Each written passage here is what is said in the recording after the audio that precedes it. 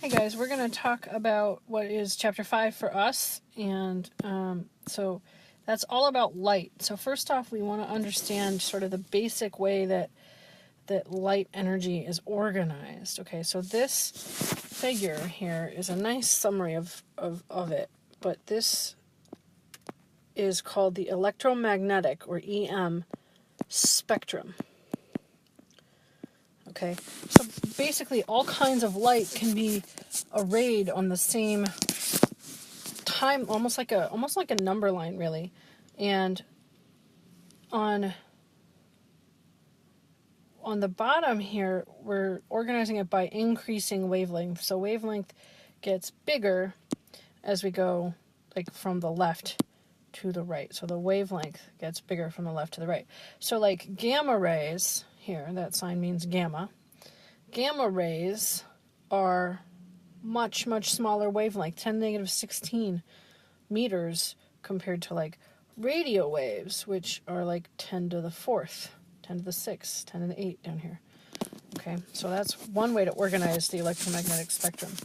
Now we can only see in a very small portion of this spectrum. Human beings can generally see in the visible range, which is about 400 nanometers to 700. So 400 nanometers is blue light, and around 700 nanometers or so is red light. And so that's the region of the electromagnetic spectrum that we can see. This is all different types of radiation. So when we say electromagnetic, what we actually mean is that it's radiation. And as we learned from the last chapter, some radiation is bad for you, like gamma rays, really bad, right? It's the highest energy radioactive particle, so it does do some damage to tissues. Whereas like radio waves, not that big of a deal, comparatively, okay? So the difference there has to do with energy. And we'll notice that the energy is on the top axis here, and it goes small on the right-hand side, and it gets bigger as we go towards the left. So radio waves have the lowest energy, and gamma rays have the highest energy. And in between there is everything we use, every other kind of energy. So these are the radio waves that we use to send information received by the radio in your car, for example. Or here's the microwave frequency, which we use to cook food. We actually use it to warm up water molecules, which then make all of the other molecules in your food warm. So on and on like that. All right. Now, if we take one of these fancy tubes, these are called cathode ray tubes, or CRTs. And we look at these with a special instrument that will separate out the visible part of the electromagnetic spectrum. What we can see is for like neon, which kind of looks like an orangey reddish color as a whole here. It looks kind of orangey red. Neon has a visible spectrum made out of about 6 lines here. And then kind of what we see with our eyeballs, without this special instrument, the spectrophotometer, what we see with our eyeballs is the average of all of these. So if you take the yellow line and the orange lines and the red one and smush them together, what you see is this kind of average color. Sodium lamps are really pretty yellow. So sodium turns out to only have 2 lines in its spectrum, and they're both kind of a yellow shade, so the average that we see is yellow.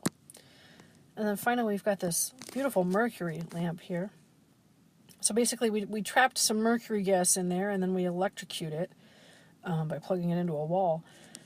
And whenever you do that to an element, it glows with a very characteristic spectrum. Spectrum meaning sort of the breakdown of all the different colors of light. In this case, the average of these 5 lines ends up being just kind of the middle color, because the purple and yellow cancel each other, and the blue and the green kind of cancel each other.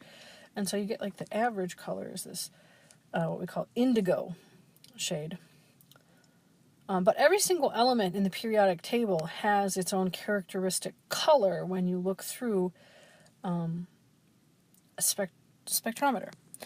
So this is an interesting phenomenon because we actually can't explain this with the regular, what we call classical physics, the physics you think about when you throw a ball. You know that ball is going to go away from you and it's going to arch down towards the ground, and so that's classical physics. We can't explain why light might have only certain colors in it with classical physics, so that's a problem. In order to explain that, we had to invent an entirely new branch of physics, and we call this branch of physics quantum mechanics. So quantum just means little, tiny, tiny things on the scale of like a proton, a neutron, an electron, an atom. And mechanics means like sort of how things move through space, move in relation to each other. So little things moving around each other. And it turns out that the things in the smallest view of chemistry, things don't work the same way we would expect them to on the macro scale. So we had to develop some new models to understand how electrons move around and how light comes from matter and how everything is related to each other. This occurred in the early 1900s to the mid-1900s. We're talking like the 1920s to the 1950s. So relatively recently. And the conclusion that we kind of have come to is that there's two ways to look at light, and in order to make sense out of the way light behaves, you have to look at both ways kind of simultaneously. So we call this the wave-particle duality. Duality meaning both are true.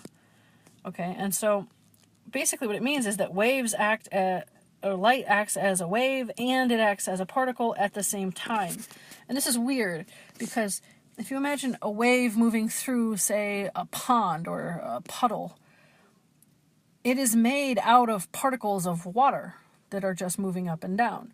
So it's kind of strange to think about a photon of light as being a particle and a wave, but it is both.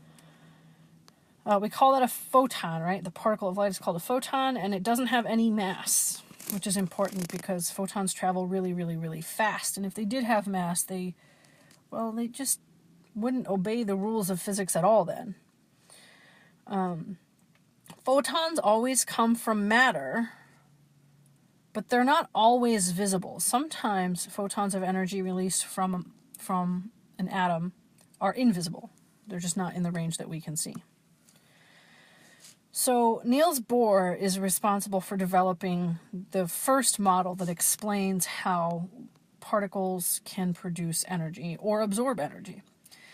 All right, so here we have Bohr's model of the atom in the upper right-hand corner. Right now, this is in the ground state, which means that the little electron here, I'm going to color this one purple because it is currently the same color as the nucleus. So our electron here is in the closest orbit to the nucleus. That's the lowest energy state. The positive end of the nucleus and the negative of the electron are as close together as they can be. Well, sort of. You might think to yourself, how come that the electron doesn't just like fall down into the nucleus and chill out there? Because when I let two magnets go, they'll attract to each other. They stick together. So how come the electron and the nucleus don't do that? They're positive and negative, so they should. And the answer to that turns out to be that in quantum mechanics, there's reasons the electron can't go where the protons are. And Bohr's theory doesn't really explain that, so it has some limitations. But it does tell us what happens when, say, if we have an excited state, meaning that the electron here in this part is farther from the nucleus. That means that energy had to be put in to this system in order to push the electron from the lowest orbit all the way up to the highest orbit. So somehow energy gets pushed into this, and that makes the electron jump up to a higher orbit. When that happens, that means that light had to travel into our atom, and it run into the atom, and then the electron has enough energy to jump up. So it's sort of like feeding a little kid sugar. Suddenly they can jump really high, right?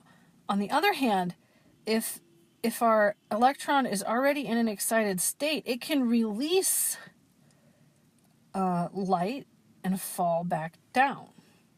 So we can go back from the excited state to the ground state. Sorry, that was loud. We can go back from the excited state to the ground state by just releasing the same amount of energy as we absorbed when we went from ground state to excited state. So you can like go back and forth between these two states. And when you do, you're either absorbing or emitting light. So if you go from the ground state to the excited state, that's an increase in energy, so you're absorbing light.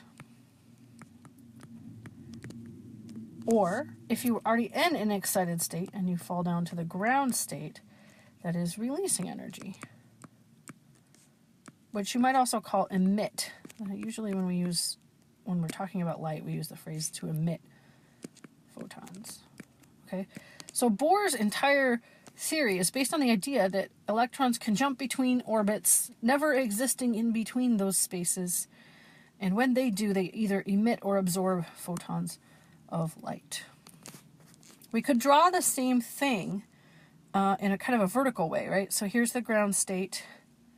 Here's the first excited state, so that would be equivalent to like this right here. So if we had an electron in the first excited state to begin with, and then it falls down, it's going to release a certain level of energy. In this case, it would release red light.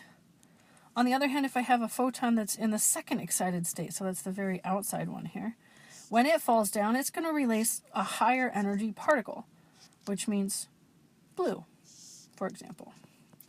So our energy is increasing as we sort of go away from the nucleus, and the nucleus in this picture would be like down that way.